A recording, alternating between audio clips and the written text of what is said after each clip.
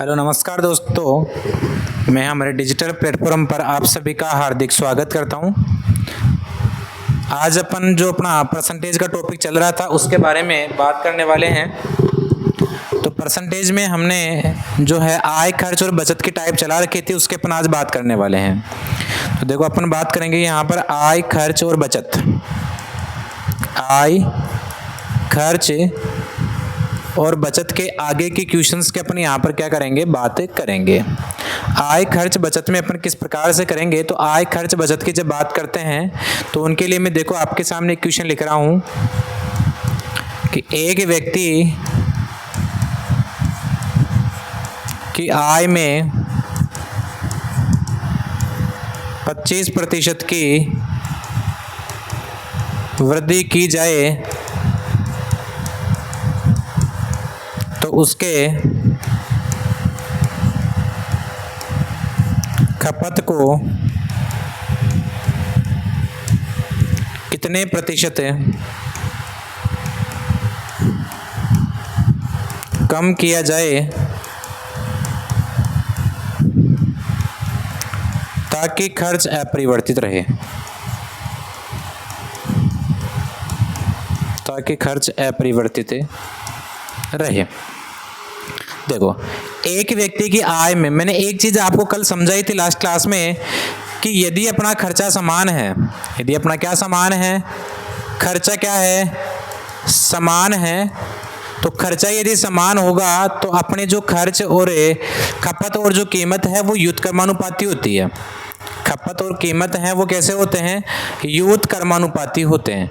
अपने खपत और कीमत जो है वो कैसे होते हैं, व्युत्क्रमानुपाती होते हैं। मैं कह रहा हूं 25% की क्या कर रहे हैं अपन, वृद्धि कर रहे हैं। 25% की अपन क्या कर रहे हैं, वृद्धि कर रहे हैं। तो आप सभी को पता है कि 25% का मतलब कितना होता है, 1/4। वृद्धि हमने की है वो किसमें की है, कीमत में। वृद्धि जो हमने की है वो किसमें की है, कीमत में हमने क्या की है, वृद्धि की है। 25% का मतलब 1/4, यानी कि पहले यदि अपनी कीमत कितनी थी, 4 थी, तो अब अपनी जो कीमत है वो कितनी हो जाएगी, 4 से वृद्धि। वृद्धि जब भी हो तो प्लस करना है, कमी जब भी हो तो क्या करना है, माइनस करना है। वृद्धि जब भी हो तो प्लस करना है और कमी जब भी हो तो क्या करना है, अपने को माइनस करना है। तो 4 से 1 की वृद्धि करेंगे तो 5 हो जाएगा। मैंने कहा कीमत और खपत का जो अनुपात है वो उल्टा होता है, तो 4 5 क्या हो जाएगा, 5 और 4 हो जाएगा। यानी कि पहले अपन खर्चा जो खपत है अपने कितनी थी, 5, यानी पहले अपन कितने सामान ले पा रहे थे, 5। कितनी वस्तुएं ले पा रहे थे, 5। अब अपन कितनी ले पा रहे हैं, 4। अब अपन कितनी ले पा रहे हैं, 4, यानी कितनी कम ले पा रहे हैं। आप कहोगे सर 1, कितनी कम ले पा रहे हैं, 1। कितने से, 5 से। कितने से कम ले पा रहे हो, 5 से। परसेंटेज के लिए कितने से गुणा कर देंगे, 100 से। तो 5 दूनी 10, यानी कितना परसेंटेज आ जाएगा, 20%। तो 20% की क्या हो जाएगी, खपत में कमी। 20% की खपत में क्या कर दी जाएगी, कमी कर दी जाएगी। उम्मीद है ये क्वेश्चन आपके सबके अच्छे से समझ में आ गया होगा। तो अब इस क्वेश्चन को आप सभी जो है जल्दी से नोट कर लीजिए कि 25% की वृद्धि यानी 1/4 मतलब 4 से 5 हो जाएगा। कीमत खपत उल्टे व्युत्क्रमानुपाती उल्टे होते हैं। कब होते हैं, जब अपना खर्चा कैसा होता है, समान होता है। तो कीमत अनुपात 4 से 5 है, खपत 5 से कितना हो जाएगा, 4। 5 से 4 कितना कम हो रहा है, 1। कितने पर, 5 और परसेंटेज के लिए 100, यानी कितने परसेंट की कमी हो गई, 20% की क्या हो जाती है, कमी हो जाती है। आगे देखो अपन बात करते हैं।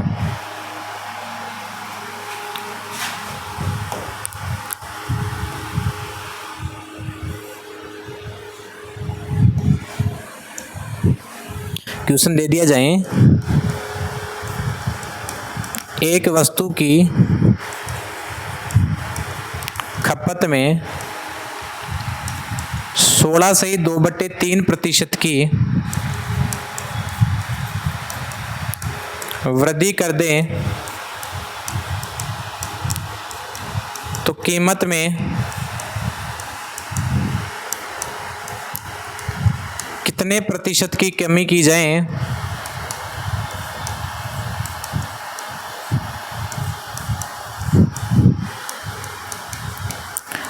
ताकि खर्च अपरिवर्तित रहे।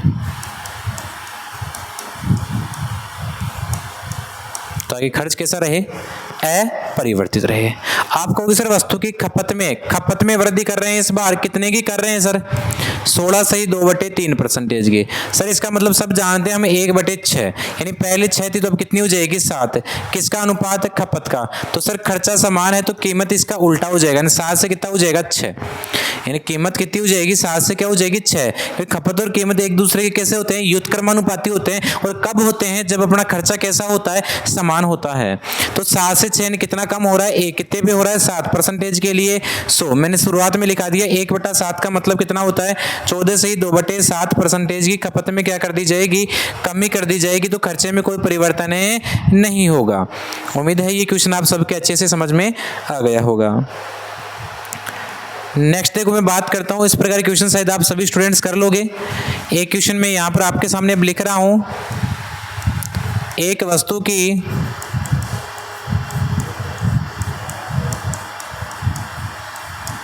कीमत में 10% की कमी कर दी जाए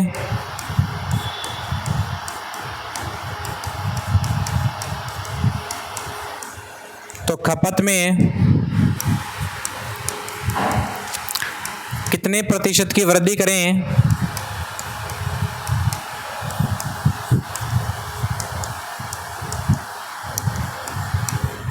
ताकि खर्च अपरिवर्तित हो।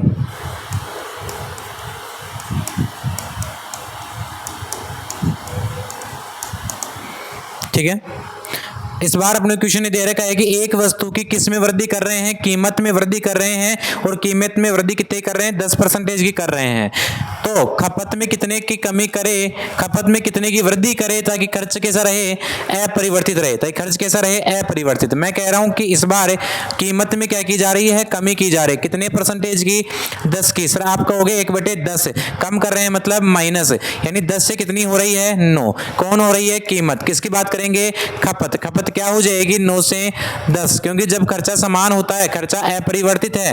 खर्चा अपरिवर्तित होने का मतलब क्या होता है, खर्चा कैसा होता है, समान होता है। इसका मतलब कीमत खपत एक दूसरे कैसे होते हैं, उल्टे होते हैं। 9 से 10 कितना बढ़ रहा है, 1। कितने पर बढ़ रहा है, 9 पर। परसेंटेज के लिए कितने से गुणा कर देंगे, 100 से। सबको पता है 1/9 का मतलब 11 से 1/9% की खपत में क्या करेंगे, वृद्धि करेंगे, ताकि खर्चा कैसा रहेगा, अपरिवर्तित रहेगा। उम्मीद है यहां तक की सारी चीजें आप सभी स्टूडेंट्स की क्लियरली समझ में आ रही होगी। इसके आगे जैसे मैं बात करता हूं किसी क्वेश्चन की, तो क्वेश्चन इस प्रकार से है कि एक वस्तु की कीमत में 20% की वृद्धि कर दें तथा खपत में 10% की वृद्धि कर दें तो खर्च में प्रतिशत परिवर्तन ज्ञात करें। तो खर्च में प्रतिशत परिवर्तन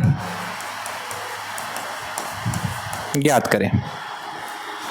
तो अब किस प्रकार से निकाले, तो देखो सबको पता है कि वस्तु की खपत को वस्तु की किससे गुणा कर दिया जाए, कीमत से, तो क्या आ जाता है, खर्च आ जाता है। वस्तु की खपत को वस्तु की कीमत से गुणा कर दिया जाए तो किसका मान आ जाएगा, खर्च का। कि खपत गुणा कीमत बराबर क्या होता है, सर खर्च आपने अच्छे से समझा रखी सारी चीजें, कि खपत गुणा कीमत बराबर क्या होता है, खर्च होता है। तो बताओ खपत में क्या, कीमत में 20 की वृद्धि कर दी, देखो कीमत में कितने की वृद्धि कर दी, 20% की वृद्धि कर दी। 20% का मतलब 1 क्या हो जाएगा 5, वृद्धि कर रहे हैं मतलब प्लस, यानी वृद्धि बढ़ने पर 5 से कितना हो जाएगा 6।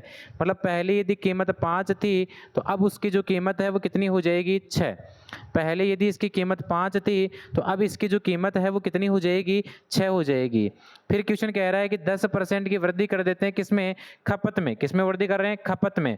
तो खपत की जब मैं बात करता हूं तो खपत में कितने की वृद्धि करते हैं 10% की। कितने की वृद्धि करते हैं 10%, यानी 1/10 की वृद्धि करते हैं। वृद्धि करते हैं तो पहले 10 थी तो अब कितना हो जाएगा 11, कि पहले था 10, क्यों नीचे वाला मान कौन सा मान होता है, वास्तविक या मूल मान, उस पर 1 की वृद्धि कर रहे हैं तो 10 से कितना हो जाएगा 11। 1 उसकी क्या हो गई, खपत बढ़ गई, यानी कितना हो जाएगा 11 हो जाएगा। अब आपको यहाँ पर जो मान निकालना है वो किस चीज़ का निकालना है? खर्च का। आपको मान किस चीज़ का निकालना है? खर्च का। आप सब जानते हो कि सर कीमत को खपत से गुणा कर दिया जाए, क्या आ जाता है? खर्च। पहले कीमत थी 5, पहले खपत थी 10, 5 गुणा 10 कितना हो जाएगा? 50। पहले कीमत थी 6, खपत है 11, कितना हो जाएगा? 66। बताओ, पहले 50 रुपये में अपन सामान खरीद कर ला पा रहे थे और अब अपन सामान कितने में खरीद कर ला पाते हैं? अब अपन 66 रुपये में सामान खरीद कर ला पाते हैं। कितने रुपए ज़्यादा देने पड़ रहे हैं? 16 रुपये। कितने रुपए पर? 50 रुपये पर। परसेंटेज के लिए कितने से गुणा कर देंगे? 100 से। 50 दूनी 100, 16 दूना 32%। कितना परसेंट हो जाएगा? 32% हो जाएगा। मैंने एक चीज़ आपको समझाई थी कि यदि ए में बी जोड़ने पर सी मिले या ए को बी से गुणा करने पर सी मिले, तो ऐसी स्थिति में अपने को यहाँ पर एक मेथड लगा देना है। वो कौन सा मेथड लगा देना है? तो वो लगा देना है अपने को सक्सेसिव मेथड, कि दो चीज़ों को जोड़ने पर तीसरी मिले या दो को गुणा करने पर तीसरी मिले तो कौन सा मेथड लगा देंगे? सक्सेसिव। इसी स्थिति में एक और मेथड लगा सकते हैं, वो कौन सा होता है? एलिगेशन। कौन सा होता है? एलिगेशन होता है। क्या होता है? तो दो चीज़ों के लिए बात करते हैं तो A plus B plus A B बटा 100% होता है। A plus B plus A B बटा क्या होता है? 100% होता है। A plus B plus A B बटा 100% होता है। तो ए का मतलब वृद्धि। देखो, जब भी वृद्धि होती है तो मान लेना है प्लस में, जब भी वृद्धि होती है तो मान लेना है प्लस में, जब भी कमी होती है तो मान लेना है माइनस में। सोल्व करने के बाद मान प्लस में मिल जाए मतलब वृद्धि हो रही है, सोल्व करने के बाद मान माइनस में मिल जाए मतलब क्या हो रही है? कमी हो रही है। ठीक है, तो आप इसको देखो, यहाँ से ए प्लस भी वृद्धि हो रही है, दोनों में वृद्धि हो रही है तो प्लस के लेंगे, तो 20 प्लस 10 प्लस 20 गुणा 10 बटा 100, 0 से 0, 0 से 0, 10 और 20 30, 30 और 2 एकम 2, 32। तो कितना परसेंट? 32%। प्लस में आ रहा है मतलब क्या हो जाएगी? वृद्धि हो जाएगी। इतना छोटा सा आप आंसर निकाल सकते हो। तो कौन सा मेथड लगा सकते हो? Successive. A plus B plus A B बटा 100, तो इसे डायरेक्टली आप सोल्व कर सकते हैं। तो ऐसे क्वेश्चन शायद आप सभी विद्यार्थी कर लेंगे। देखो, नेक्स्ट में आपके सामने यदि यहाँ पर बात करता हूँ तो नेक्स्ट अपन बात करने वाले हैं क्वेश्चन की कि एक वस्तु की कीमत में 25% की वृद्धि कर दी जाती है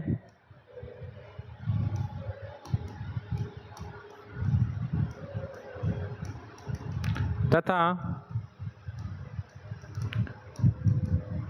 खर्च में 20% की वृद्धि कर दें तो खपत में प्रतिशत परिवर्तन ज्ञात करें।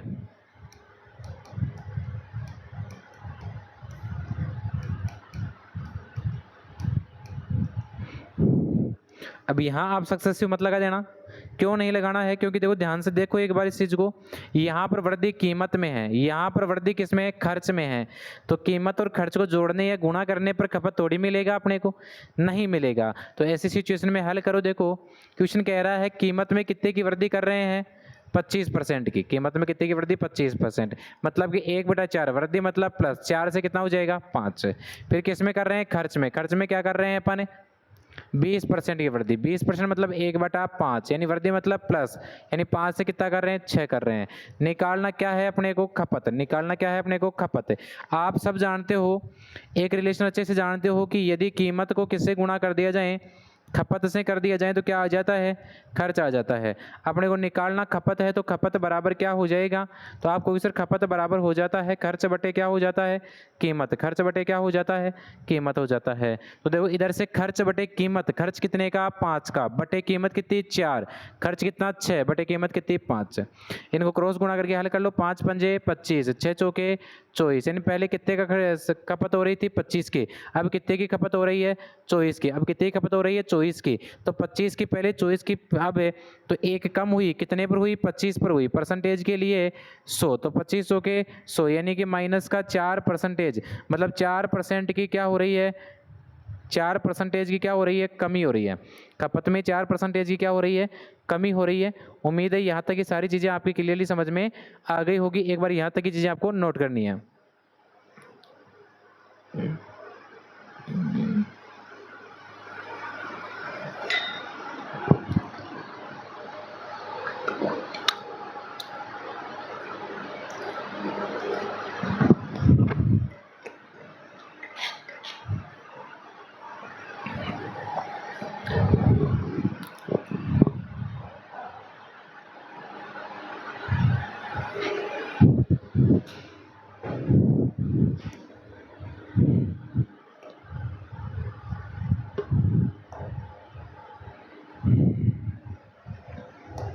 देखो बात करते हैं अपन अब नेक्स्ट क्वेश्चन के बारे में। नेक्स्ट क्वेश्चन इस प्रकार से आएगा कि एक वस्तु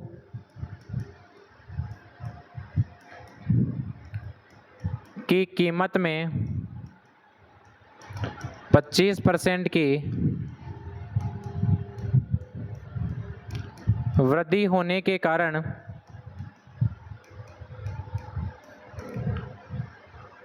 खपत में 400 रुपये में 4 kg की कमी आती है,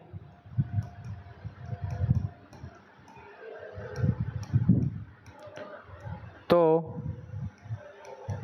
वस्तु की बढ़ी हुई कीमत ज्ञात करें। तो वस्तु की बढ़ी हुई कीमत को अपने को यहाँ पर क्या करना है, ज्ञात करना है। देखो ऐसे क्वेश्चंस में सेम वही है। देखो 400 रुपये में 4 kg, मतलब कि यहाँ देख क्या रखा है कि इसका जो खर्चा है वो कैसा है, समान है। देखो क्वेश्चन कह रहा है कि कीमत में क्या कर रहे हैं अपन, तो कीमत में 25% क्या कर रहे हैं, वृद्धि। 25% यानी 1/4, यानी 4 से कितनी हो रही है कीमत, 5 हो रही है। तो खर्चा समान है तो कीमत और खपत क्या हो जाएंगे, उल्टे, यानी 5 अनुपात क्या हो जाएगा, 4, क्योंकि 400 रुपये समान है, खर्चा समान है दोनों स्थितियों में। तो 5 और 4, यानी अब कितना, 5 पहले खरीद पा रहा था, अब 4 खरीद पा रहा है। कितना कम खरीद पा रहा है, 1 है। लेकिन क्वेश्चन कह रहा है 1 नहीं, कितना किलो कम खरीद पाता है, 4 किलो। क्वेश्चन कहता है 1 कम नहीं, कितना कम खरीद पा रहा है, 4 किलो कम खरीद पा रहा है। तो अब कितना खरीद पाता है, तो 1 का मान 4 है, तो 4 का मान कितना किलो हो जाएगा, 16 किलो। कितना कम हो जाएगा, 16 किलो। तो कितना केजी खरीद पाता है, अब 16 केजी। अब वो कितना केजी सामान खरीद पा रहा है, 16 केजी। कितने रुपए में, 400 रुपये में।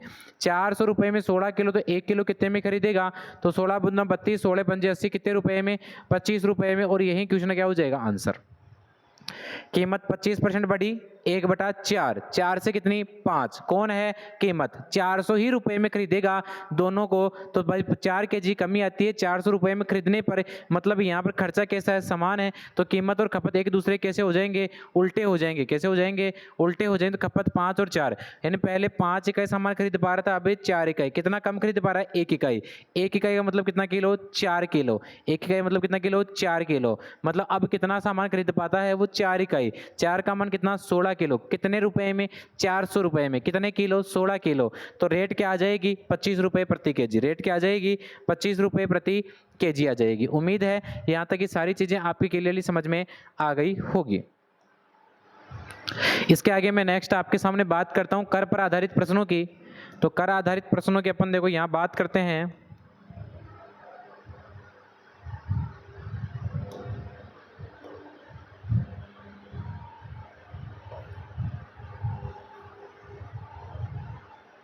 देखो कर आधारित प्रश्नों की मैं एक छोटी सी चीज आपको समझाता हूं कि यहां पर अपने को पढ़ना क्या है।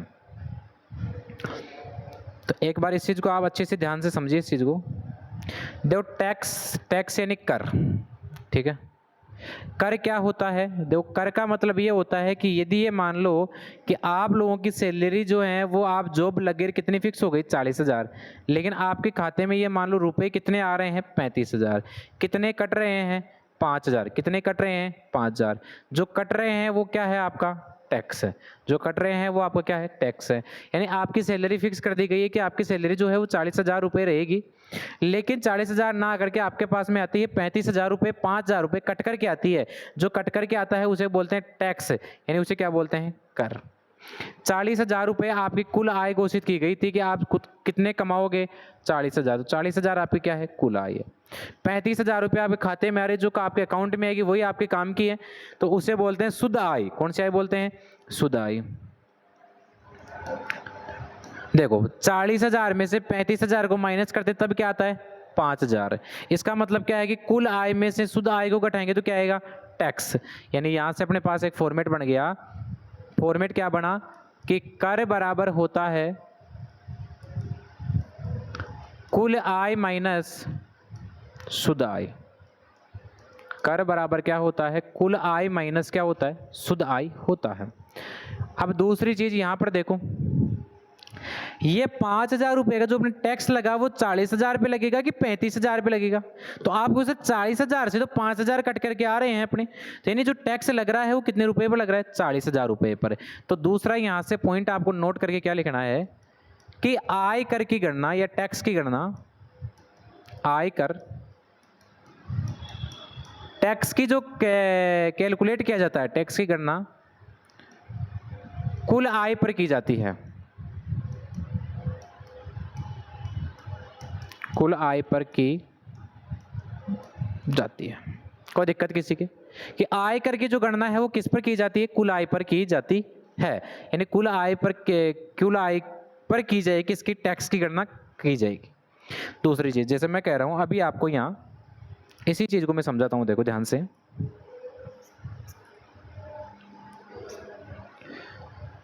मैं आपको कहता हूं कि आपकी जो सैलरी थी, कुल आय वो 40,000 रुपये थी। आपने कहा कि सर यहाँ पर जो टैक्स है वो कट रहा है 5,000 का, और आपके पास जो शुद्ध आय जा रही है, नेट इनकम, वो आपके पास जा रही है 35,000 रुपये। कितनी जा रही है? 35,000 रुपये। आप कहोगे सर मैं टैक्स को एक काम करता हूँ, 5,000 रुपये देता हूँ, टैक्स कितना कर देता हूँ मैं? 10,000। सैलरी वही 40,000 है, इधर 10 बढ़ाओगे, 10 कटेंगे तो इधर कितने आएंगे? 30 आएंगे। ठीक है, देखो 5,000 से आपने 10,000 टैक्स को बढ़ाया, क्या किया आपने? टैक्स को बढ़ाया, तो 5,000 से यहाँ क्या हो गई? कम हो गई। क्या कम हो गई? नेट इनकम कम हो जाएगी। और कम कितनी हो जाएगी? जितना टैक्स बढ़ेगा उतनी नेट इनकम क्या हो जाएगी? कम। क्योंकि टैक्स 5,000 बढ़ेगा तो शुद्ध आय जो है, टैक्स जो शुद्ध आय थी वो 5,000 से क्या हो गई? कम हो गई। यदि ये मान लो अपनी आय वही 40,000 है, टैक्स को इस बार 5,000 नहीं मैं कर देता हूँ 2,000 ही है, तो आपके अकाउंट में कितने आएंगे? 38,000 रुपये आएंगे। बताओ यहाँ 2,000 रुपये मैंने काटे, आपके 3,000 रुपये कम किए यहाँ, तो बताओ यहाँ 3,000 रुपये आपके बढ़े कि नहीं बढ़े? आपको होगी सर बढ़ गए। इसका मतलब क्या है कि सर जब मैं टैक्स को घटाता हूँ तो शुद्ध आय बढ़ती है, और जब मैं टैक्स को बढ़ाता हूँ तो शुद्ध आय क्या होती है? घटती है। और जितना मैं टैक्स को बढ़ाता हूँ उतना ही मेरा नेट इनकम क्या हो जाता है? कम हो जाता है। इसका मतलब मैं यहाँ नेक्स्ट पॉइंट क्या लिख सकता हूँ? शुद्ध आय में कमी बराबर होता है आय कर में वृद्धि। नेक्स्ट पॉइंट में लिख दूंगी शुद्ध आय में जितनी वृद्धि होगी, कर में उतनी क्या हो जाएगी? कमी के क्या हो जाएगी? बराबर हो जाएगी। यानी जितना मैं टैक्स बढ़ाऊंगा उतनी मेरी नेट इनकम क्या होगी? कम हो जाएगी। जितना मैं टैक्स घटाऊंगा मेरी नेट इनकम उतनी की क्या हो जाएगी? ज्यादा हो जाएगी। उम्मीद है ये क्वेश्चन आपके सबके समझ में आ गया होगा। अपन बात करते हैं इनके क्वेश्चंस की। देखो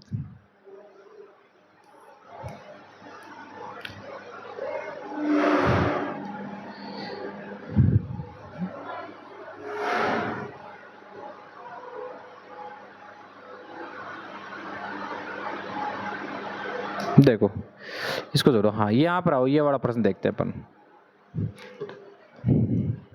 इस क्वेश्चन मिस्टेक है थोड़ी सी, इसको देखते हैं। देखो यदि आय कर में कितने की वृद्धि कर दे? 19% की। आय कर में 19% की वृद्धि कर दें तो शुद्ध आय में कितने परसेंट की कमी हो जाएगी? 1% की। देखो आय कर, वैसे लिख देता हूं मैं, टैक्स, और एक तरफ क्या आ जाएगी? शुद्ध आय, नेट इनकम। आपको उसे टैक्स कितना बढ़ा रहे हैं? वृद्धि कर रहे हैं, मतलब बढ़ा रहे हैं कितना परसेंट? 19%। तो टैक्स का 19% बराबर होना चाहिए नेट इनकम में 1% कमी, तो नेट इनकम के 1% के बराबर। यानी टैक्स को जितना बढ़ाएंगे नेट इनकम उतना ही क्या होगा? कम होगा, उनके मान बराबर होगी। मैंने अभी समझा दिया आपको ये चीज। तो परसेंट से परसेंट कट गया, यहां बचा कौन? टैक्स, बटे में इधर से कौन आ जाएगा? Net income. इधर से क्या बचा? 1/19। इसका मतलब क्या? टैक्स कितने रुपए का दे रहा हूं मैं? 1 का, और मेरी शुद्ध आय कितनी है? 19। तो अब आपको पता है कि आय कर की गणना है वो कौन सी पर होती है? कुल आय पर। आपको पता है कुल आय बराबर क्या होता है? कर प्लस शुद्ध आय नेट इनकम होता है। ये पता है 19 और 1 जोड़ोगे तो कितना हो जाएगा? 20। अब आयकर की दर ज्ञात करनी है, तो आयकर की दर क्या हो जाएगी? कितना आयकर मिल रहा है? 1। कितने पे मिल रहा है? 20 पर। परसेंटेज के लिए 100, यानी कितना परसेंट हो जाएगा? 5% हो जाएगा। उम्मीद है ये चीज समझ में आ गई होगी। कभी भी आपको निकालना हो कर प्रतिशत, क्या निकालना हो? कर प्रतिशत। तो ये आप कैसे निकालते हो कर प्रतिशत का मान? कर और कर की गणना किस पर होती है? कुल आय पर। कर और कर की गणना किस पर होती है? कुल आय पर। परसेंटेज के लिए कितने से गुणा कर देते हैं? 100 से। तो कर की गणना कुल आय पर, परसेंटेज के लिए कितने से गुणा कर देंगे? 100 से गुणा कर देते हैं तो ये आ जाता है। या ऐसे निकाल लेना, जितनी शुद्ध आय में वृद्धि होती है उसे ऊपर लिख दो, दोनों को जोड़ के नीचे लिख दो, परसेंटेज के लिए 100 से गुणा कर दो तो 20 पंजे 100 कितना परसेंटेज, 5% हो जाएगा। कितना परसेंटेज, 5%। 5% क्या हो जाएगा, टैक्स हो जाएगा। 5% क्या हो जाएगा, टैक्स हो जाएगा। उम्मीद है ये चीज़ आपकी समझ में आ गई होगी। अपन बात करते हैं नेक्स्ट क्वेश्चन के बारे में। देखो नेक्स्ट क्वेश्चन आपको यहाँ पर दे रखा है कि यदि आयकर में 15% की वृद्धि कर दे, किस में वृद्धि कर दे, आयकर में। टैक्स में कितने की वृद्धि कर रहे हैं, 15% की। टैक्स में कितने की वृद्धि कर रहे हैं, 15% की। आय में कितने परसेंट की कमी हो जाती है, 5% की। यानी कि जो नेट इनकम, यहाँ देखो शुद्ध आय में कितने परसेंट की कमी हो जाएगी, 5%। तो टैक्स का 15% नेट इनकम के 5% के क्या होगा, बराबर होगा। तो देखो 5 दिया 15, 5 एकम 5, लिख लो इसको। टैक्स बटे नेट इनकम बराबर क्या हो जाएगा, 1/3। यानी 1 रुपये का टैक्स लग रहा है, नेट इनकम 3 है, तो टोटल इनकम कुल आय क्या हो जाएगी, 4। तो 1 रुपये का टैक्स 4 रुपये पर परसेंटेज के लिए कितने से गुणा कर देंगे, 100 से। 100 में 4 का भाग लेंगे, कितना परसेंट आ जाएगा, 25% है। उम्मीद है ये क्वेश्चन आपके सबके समझ में आ गया होगा।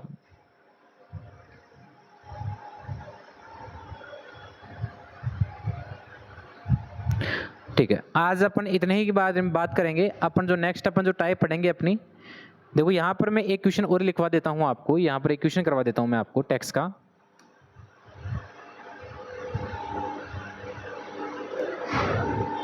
क्वेश्चन देखिए,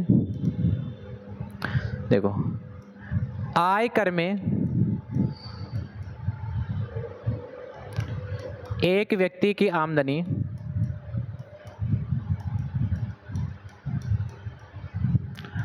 4800 रुपये से बढ़ जाती है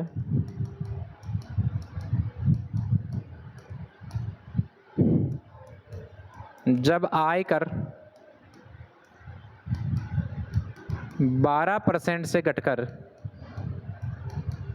10% रह जाता है। वह उतना ही आयकर अब देता है जितना पहले। तो बढ़ी हुई आमदनी ज्ञात करो उस आदमी की।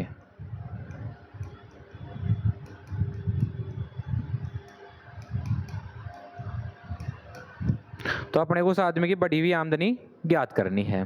देखो व्यक्ति की आमदनी 48 रुपये से बढ़ी, कैसे बढ़ी, भाई टैक्स कम हो गया।